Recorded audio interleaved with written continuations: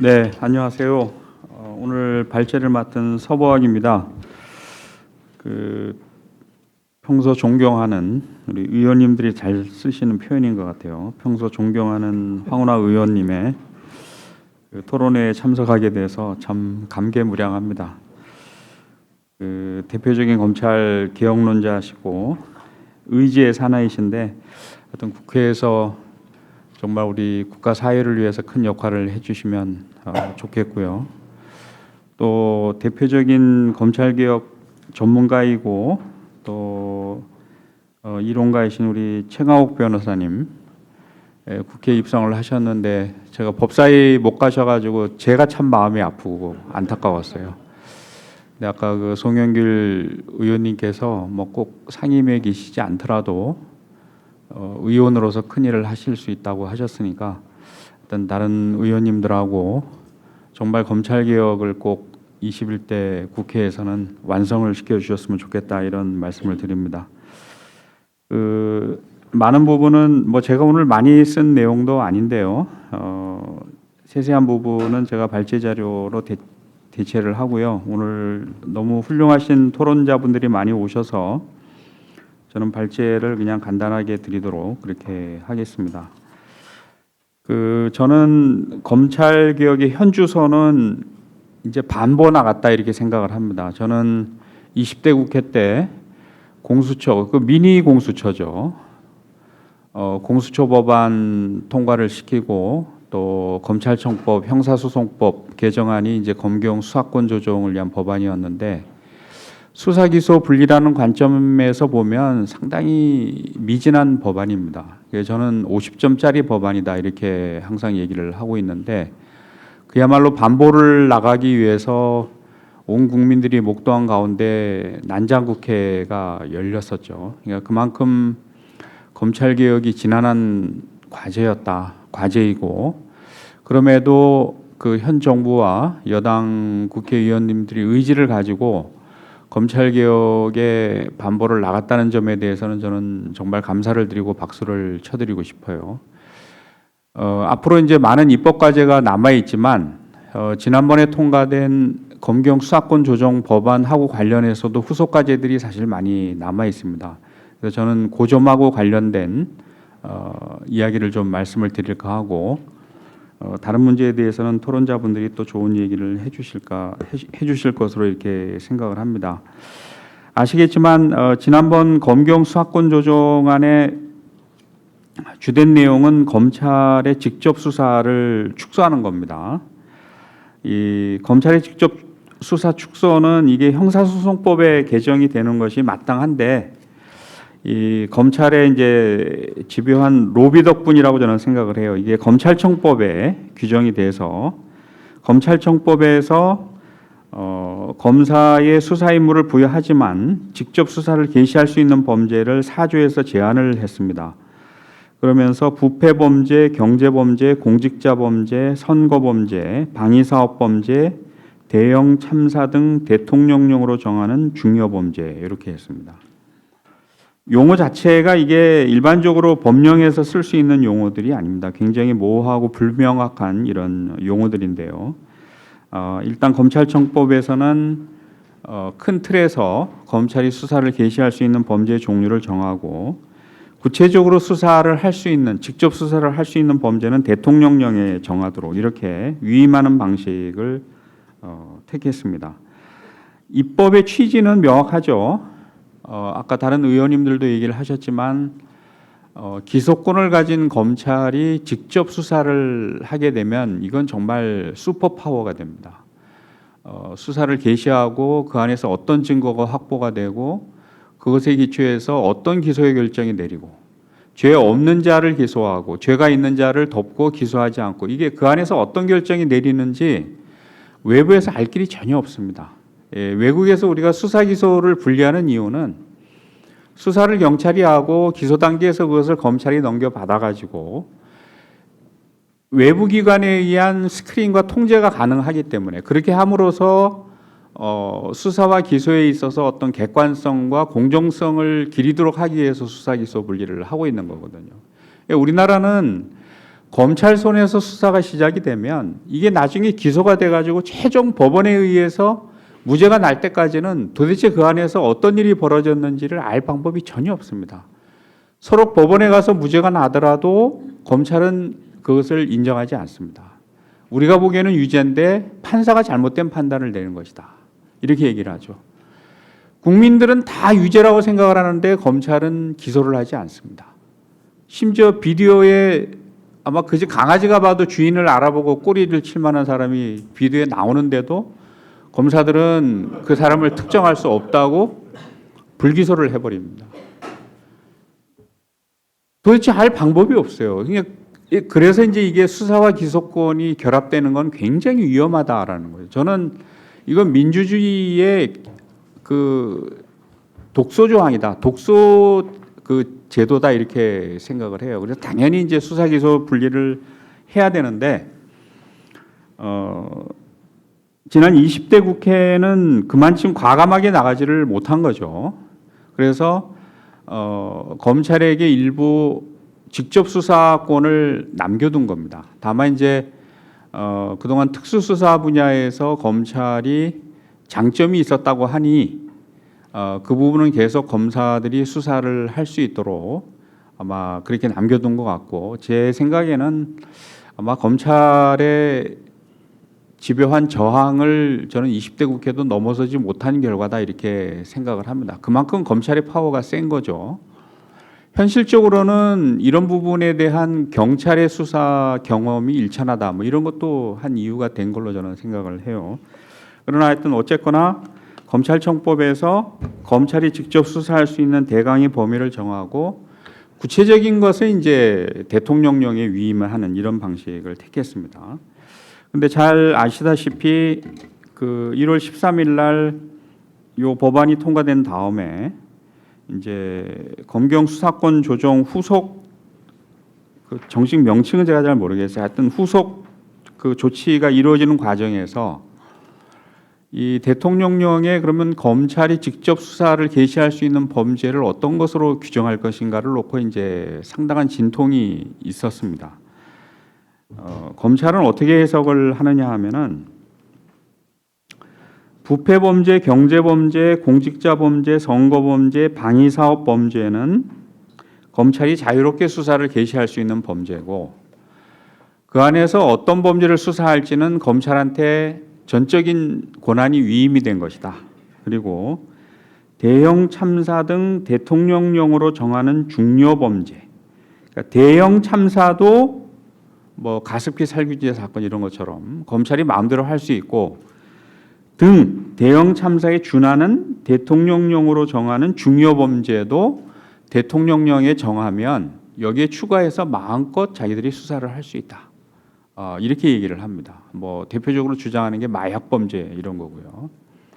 입법 취지는 이게 누가 읽어봐도, 삼척동자가 읽어봐도 앞에 열거한 범죄의 대강의 범위 내에서 구체적인 것은 대통령령으로 정하라. 법이 이렇게 되어 있는데, 소위 법률 전문가라고 주장을 하는 검사들이 앞에 거는 완전히 검사들한테 맡겨진 것이고 대통령령으로 정하는 것은 추가할 수 있도록 이렇게 해놓은 것이다. 이렇게 해석을 했다고, 뭐 제가 현장에 없었기 때문에 언론에 보도가 되고 그렇게 제가 들었습니다. 그거는 정말 말도 안 되는 해석입니다.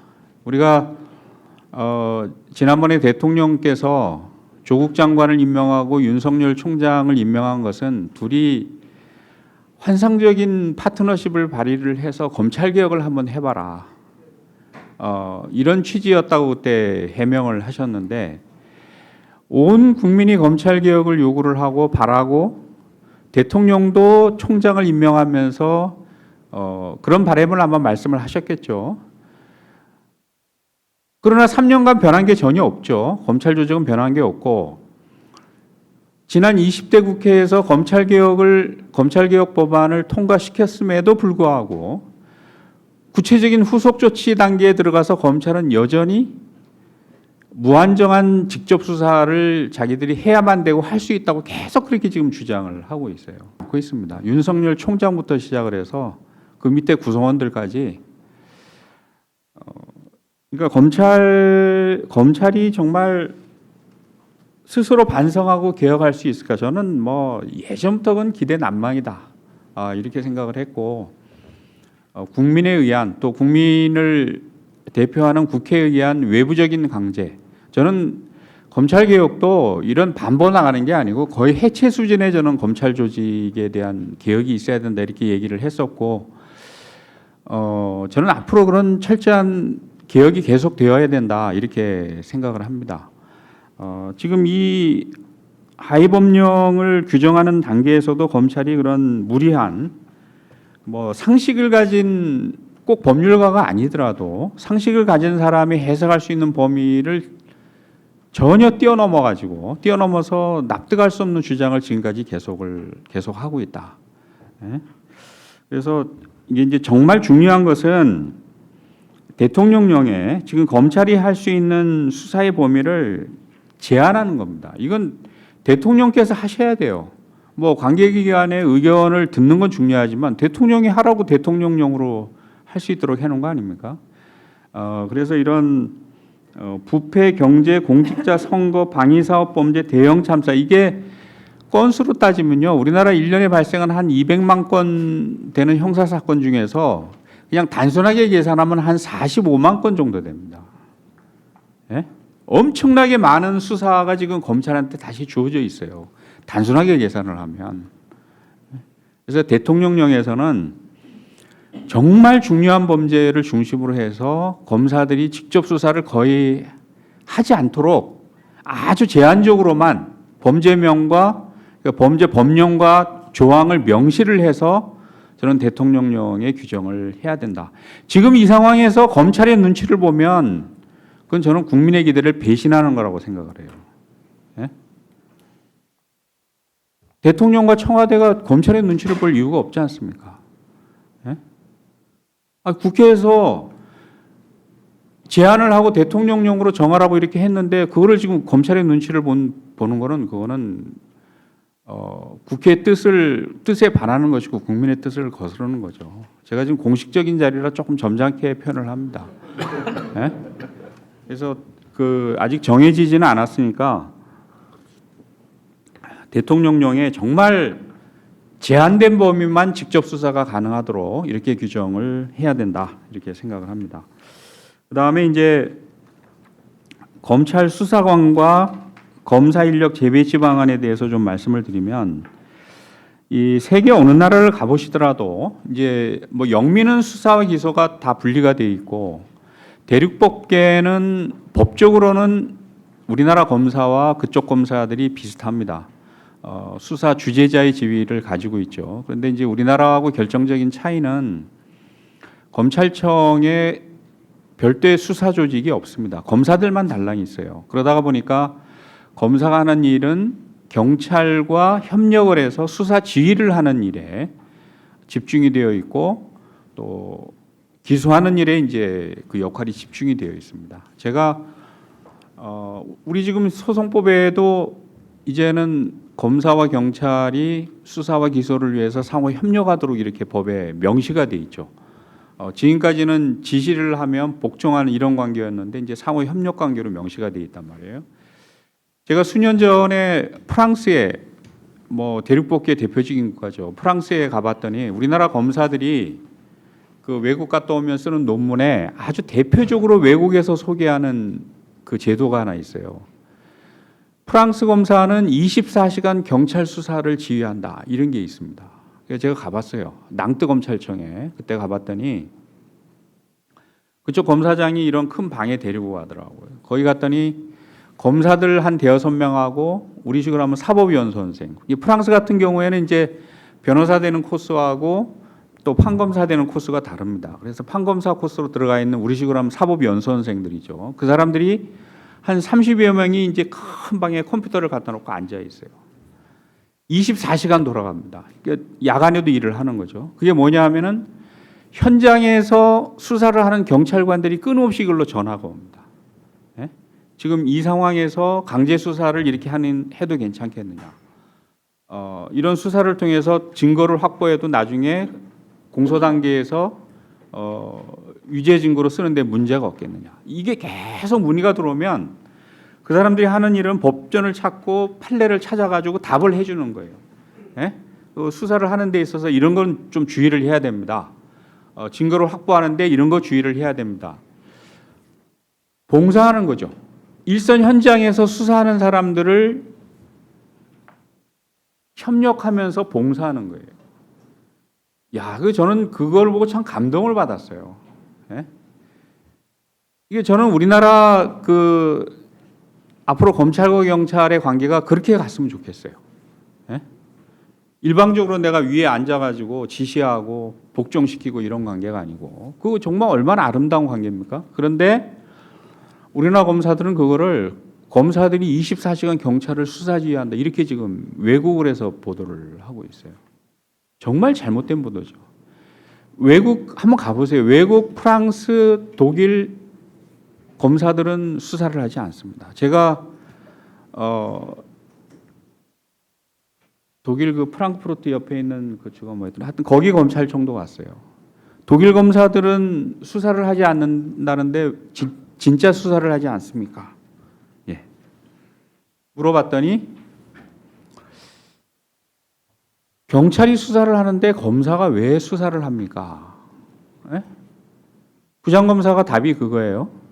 그때도 검사장하고 부장검사 6명이 같이 이제 대화를 했는데 정말 수사를 진짜 안 합니까? 그랬더니 부장검사가 무슨 얘기를 하냐 하면은 혹시 우리 주의 장관이 뇌물 사건이 연루가 돼가지고 피의자로 소환이 됐다. 이러면 예의상 내가 직접 신문할 수는 있겠지만 아니 경찰이 수사를 하는데 내가 수사를 왜 합니까? 이게 답이에요. 근데 그게 그렇게 될 수밖에 없는 게 검찰청에 수사 인력이 전혀 없어요. 우리나라는 검찰청에 2,000명이 넘는 검사들이 있고 대부분 수사를 하죠. 거기다 지금 제가 여기 적어놨지만 6,000명이 넘는 수사관들이 있습니다. 검찰이 수사를 하면 모든 수사기관 외부의 간섭을 배제시키고 자기들 안에서 모든 것이 다 이루어져요. 이제 그래서 무서운 거죠. 수사권, 영장 청구권, 기소권 모든 게 다 그 안에서 이루어진단 말이에요.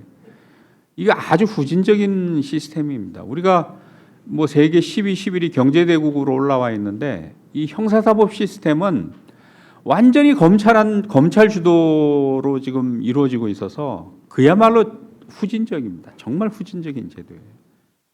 이거를 바꿔야 됩니다. 이게 이제 법으로는 검경 수사권 조정 법안이 통과가 됐는데 불안정하지만 저는 이후에 계속 이루어져야 될 조치 중에 제일 중요한 게 검찰 수사관 인력을 저는 재배치해야 된다고 봅니다. 그래서 검찰은 형집행권을 갖고 있지 않습니까? 자유형 집행률이 우리나라가 70%도 안 됩니다. 예? 유죄 실형 선고가 떨어졌는데 실제로 감옥에 가서 몸으로 때우는 사람이 70%가 안 된다는 얘기. 이게 무슨 얘기냐면 30%는 그냥 돌아다닌다는 얘기입니다. 형이 선고가 되는데 집행이 안 되는 거예요. 벌금 집행률은 14%. 우리 검찰이 형 집행권을 가지고 있지만 대부분 수사를 하느라고 국가형벌권이 제대로 실현이 안 되고 있어요. 그래서 이런 형 집행 분야에 이제 수사 인력을 재배치를 해야 된다라는 것이고요. 그 다음에 범죄 수입 환수율 이거 20%밖에 안 됩니다. 네? 많은 범죄인들이 경제범죄라든가 권력형 비리를 통해서 불법 범죄 수익을 벌어들이는데 이게 환수가 안 되고 있어요. 법원에서 선고는 되는데 저는 우리나라 검찰이 정말 직무유기하고 있는 분야라고 생각을 합니다. 세상에 이런 직무유기가 없어요. 인력을 거기다가 배치를 해야 되죠. 그 다음에 전체적으로 검찰의 앞으로 수사 총량이 줄면 저는 6,000명이 넘는 수사 인력도 저는 잉여 인력이 될 거라고 봐요. 그래서 상당 부분을 능력이 있고 우수한 분들은 저는 사법경찰관으로 다시 경찰로 채용을 해야 된다고 생각을 합니다. 그렇게 해서 이제 이런 조정하는 역할을 해줘야 되고요. 국회에서 뭐 국회가 할지 대통령이 할지 모르겠지만 하여튼 여당이 하셔야 되겠죠. 해야 되고 그 다음에 마약 수사 같은 경우 지금 검찰이 마약 수사를 계속 가져가겠다고 지금 주장을 하고 있지 않습니까? 이건 법에도 없어요. 법에 마약 수사 계속 할 수 있도록 지금 규정이 안 돼 있습니다. 그런데도 한다고 그래요. 그래서 저는 그 주장을 듣고 아니 이 사람들이 약 먹었나? 예? 보세요. 법에 마약 수사를 할 수 있도록 돼 있는지 아무 근거 규정이 없어요. 그런데도 할 수 있다고 계속 지금 주장을 합니다. 약 먹지 않으면 할 수 없는 주장이에요. 그래서 이 검찰 마약 수사관 중에서 뜻이 있고 능력이 있는 분들은 다 저는 경찰로 재배치할 필요가 있다 이렇게 생각이 되고요. 그 다음에 검사 인력 재배치도 중요합니다. 우리나라는 이제는 앞으로 무게중심이 검찰이 수사의 주체자가 아니고 공소유지기관으로 일을 하라는 거 아닙니까? 그리고 공소유지를 위해서 필요한 부수적인 보완적인 기능을 가지고 이제 수사를 하라 이런 얘기입니다. 그렇다면 지금 2,000명이 넘는 검사들의 대부분을 이제 공판검사로 저는 재배치를 해야 된다고 봐요. 제가 찾아보니까 2017년 기준으로 해서는 공판검사의 비율이 14.4%에 불과합니다. 대부분 검사들이 수사를 해서 공소장 쓰고 공판부로 넘기게 되면 끝나요. 소수의 공판검사들이 받아가지고 사건을 들고 법원으로 들어가면 공판정에 들어가면 사건을 잘 모릅니다. 우리가 영화에서 보는 듯한 피고인과 검사 간의 치열한 공방이 벌어지는 재판, 형사 재판은 우리나라에서는 사실상 거의 없습니다. 공판검사가 사건을 모르기 때문이에요. 네? 지금 제가 이제 로스쿨 돼가지고 학부 강의를 안 하기 때문에 그런데 예전에 제가 학부 강의할 때 우리 학생들 가끔 법원에 보냅니다. 재판 구경하고 와서 리포트 써내라고. 공판검사들이 졸아요. 네? 졸 수밖에 없는 게 사건에 대해서 모른단 말이에요. 공소장만 달랑 읽고 나면 끝나요. 그럼 나머지는 판사가 알아서 그냥 심판을 해줍니다. 서류 보고 조서 보고. 예? 그러다가 공판검사가 예기치 못한 증인신문이라든가 증거조사라든가 튀어나오면 미안하지만 재판을 다음으로 미뤄주십시오. 이러고 넘어간다 이런 얘기입니다. 예? 이래가지고는 우리가 정말 법정에서 치열하게 공방이 이루어지고 실체적 진실이 밝혀지는 형사재판 이게 우리나라가 이루어질 수가 없습니다. 그래서 저는 이제는 대부분의 검사를 공판부를 확대 개편을 해서 공판부로 배치를 해야 된다. 이렇게 생각을 합니다. 그 다음에 뭐 검찰은 정보 수집도 많이 하고 있죠. 네? 제가 더 쓰려고 하다가 많이 적지는 않았지만 경찰도 정보경찰 개혁이 돼야 됩니다. 네? 이거 굉장히 중요한 문제죠. 근데 검찰이 정보 수집 기능을 안 하느냐? 그렇지 않습니다. 진짜 제 생각에 중요한 정보는 검찰에 대부분 간다고 생각을 해요. 네? 특히 이제 거기 보면은 우리나라는 파견 검사 제도라는 게 있어서 뭐 각종 국가기관이나 심지어 지방자치단체 이런 데도 검사들이 파견되어 가지고 영향력을 확대를 하고 있죠. 정보도 수집을 하고 특히 검찰에 불리한 정책 결정이나 정보 뭐 이런 게 있으면 이제 수집을 해서 대응을 하고. 근데 거기 금융정보분석원 FIU라고 거기에 검사 4명이 파견이 돼 가지고 우리나라에서 흘러가는 모든 돈 흐름을 거기서 다 파악을 합니다. 근데 거기서 이루어지는 뭔가 중요한 그 금융정보 이런 걸 검사 4명이 다 독점을 하고 있어요. 수사권, 기소권, 영장청구권도 독점을 하는데 금융정보, 중요한 금융정보에 대한 정보를 지금 검찰이 독점을 하고 있습니다. 우리가 상상하는 것 이상으로 우리 검찰이 국가사회에 촉소를 많이 뻗치고 실질적으로 저는 통치를 하고 있다고 봐요. 예? 검찰총장이 대통령 이상의 우월감, 자신감을 갖고 저렇게 뻗칠 수 있는 게 이런 제도가 뒷받침되어 있기 때문에 그런 거거든요. 이건 정말 그동안 국회가 잘못한 거예요. 이게 정상적인 법 집행기관이 아니고 세상 어느 나라가 검찰이 권력기관이 되어 있는 나라가 어디 있습니까? 한번 찾아보세요. 적어도 문명화된 국가에서 그런 나라가 없어요. 법 집행기관이지 권력기관화되어 있는 나라는 없어요. 세계에서 유일합니다.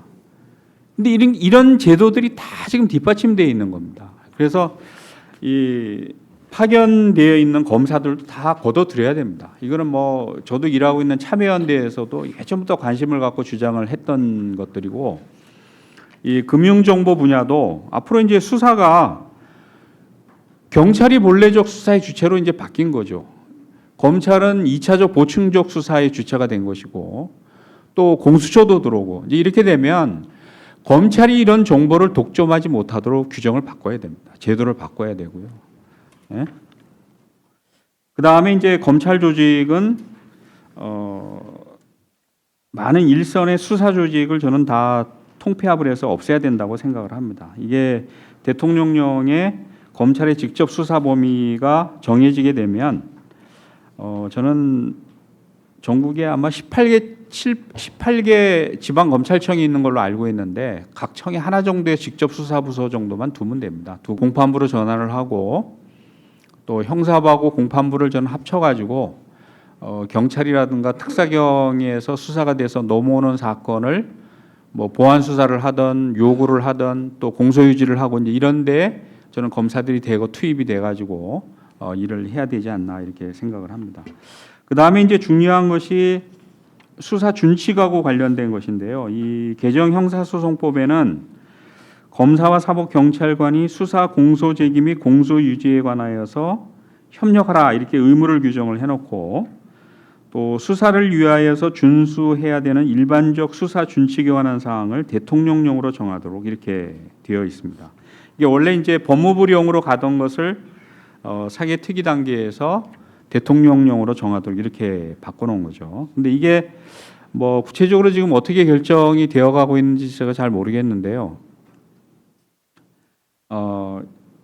여기 이제 주관 부처가 법무부 이렇게 단독으로 되게 되면 앞으로 본래적 수사의 주체가 경찰이고 2차적 보충적 수사의 주체가 이제는 검찰이 되는데 거기에서 상호 협력하고 실무 단계에서 많은 이제 새로운 관행 이런 것이 형성이 돼야 되고 문제가 생길 텐데 법무부에서 일방적으로 이 대통령령에 대해서 유권 해석을 내리고 또 그 유권 해석을 근거로 해서 실무를 이제 형성해 나가고 이렇게 하면 저는 검찰과 경찰 간에 상당한 갈등이 앞으로 계속 생길 것으로 봅니다. 그렇기 때문에 이거는 저는 반드시 법무부, 경찰, 그 다음에 해양경찰이 있죠. 그런데 공동주관으로 이것이 돼야 되고 그래야만 유권 해석을 내린다라든가 또 현실에 맞게 또는 바람직한 방향으로 대통령령을 개정해 나갈 때 협의하에 상호 협의하에 바람직한 내용으로 이 대통령령이 채워질 수 있다 이렇게 생각을 합니다. 그렇지 않으면 저는 뭐 앞으로 이게 법무부가 마음대로 유권의석을 내리고 영을 바꾸고 그런 과정에서 이 수사 실무 과정에서 많은 저는 분쟁과 분란이 있을 거로 생각이 됩니다. 그것을 좀 그 청와대가 대통령령을 이번에 만드실 때 반드시 유념을 해 주셨으면 좋겠다. 이런 말씀을 드리고요. 제가 이제 한 3분 남았는데 뒤에 거는 뭐 큰 내용은 아니고요. 21대 국회 입법과제를 제가 언급을 한 건데요. 국회의원님들이 좀 이 수사권 후속 조치로서 이 우리가 정비해야 될 이런 법령이 굉장히 많아요. 거기 보시면 검찰을 수사기관으로 전제한 기관 고발 등 규정 이런 게 있습니다. 검찰에만 이제 경찰이 본래 수사 주체로 바뀌었는데 법은 여전히 검찰에만 고발 수사 의뢰하도록 한 법률들이 꽤 많습니다. 그런 법도 바꿔야 되고요. 또 검찰이 전속 수사권을 가지고 있는 법률도 많아요. 그런 것도 바꿔야 되고 또 가정폭력 범죄 처벌 등에 관한 특례법 이런 데 보시면 피해자 보호를 위해서 경찰이 임시 조치를 법원에 청구할 수 있는데 이게 검사를 통해서 가도록 그렇게 되어 있습니다. 사실 검사를 거칠 이유가 전혀 없죠. 신속하게 이게 임시 조치가 내려져 가지고 피해자 구제가 이루어져야 되는데 꼭 중간에 검사들이 등장을 합니다. 그러니까 이제는 현실에 맞게 피해자 권익 보호라든가 인권 보호를 위해서 검사들이 중간에 있는 거 다 저는 좀 정비를 해야 되지 않느냐. 하여튼 뭐 그것에 관련된 것들입니다. 그 다음에 국제 형사사법 공조도 이제 경찰이 직접 할 수 있도록 그런 법령도 바꿔야 되고요.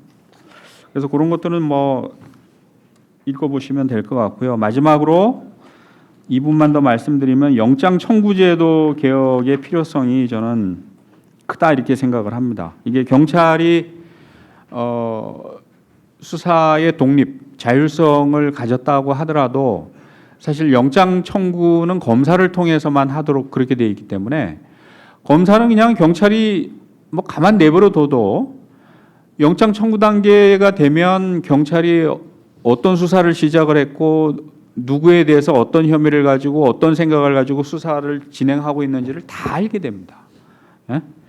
그 다음에 영장 청구 단계에서 사실 이 현관과 현직 검사와 정관 이 변호사들 사이에 많은 거래가 이루어지죠. 여기 제가 검사의 독점적 영장 청구권은 정관 변호사들의 사냥터라고 이게 조 변호사님이 예.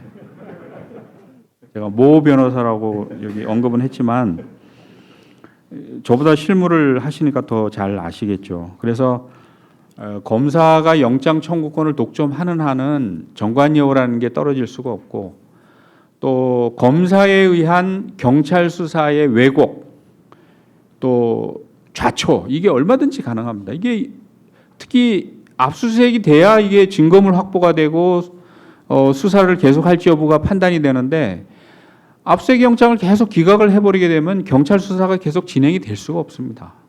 옛날 김학의 사건 때도 뭐 7차례나 계속 기각을 했다는 것이고 지금 윤석열 총장이 옛날 관련됐다고 하는 그 윤우진 용산 세무서장 사건에서도 경찰에 의한 압수수색 영장이 검찰에 의해서 계속 기각이 되면서 그게 수사가 진행이 안 된 경험이 있거든요. 그러니까 전형적으로 자기 식구 감싸기 이런 데 이제 이게 남용이 됩니다. 그래서 저는 적어도 압수수색 영장은 이제는 직접 수사를 하는 경찰이 영장 청구가 가능하도록 제도가 바뀌어야 되는데 개헌의 문제가 있죠. 그래서 이제 그 개헌이 되는 것이 가장 본질적인 해결 방법이다라고 생각을 하지만 그러나 개헌이 안 된다면 이건 뭐 저도 그렇고 많은 법률가들이 동의하는 바입니다. 이 검사의 지위와 권한은 법률로 정하도록 그렇게 돼 있어요. 헌법에는 검사로 돼 있지만 누가 검사의 지위와 권한을 가질 것인가는 이제 법률로 정하도록 그렇게 돼 있습니다. 우리가 특검법 그동안에 많이 도입됐던 특검법에서 특별검사들은 검사들이 아닙니다. 판사 출신도 있었고 검사 출신도 있었고 전직 검사라 하더라도 현직 검사가 아니기 때문에 검찰청법에 적용을 받는 검사들이 아니에요. 그럼에도 특별검사 설치법에 의해서 이런 영장 청구권을 행사를 했습니다. 앞으로 공수처가 들어도 마찬가지예요. 공수처 검사는 윤석열 휘하 있는 검사들이 아닙니다.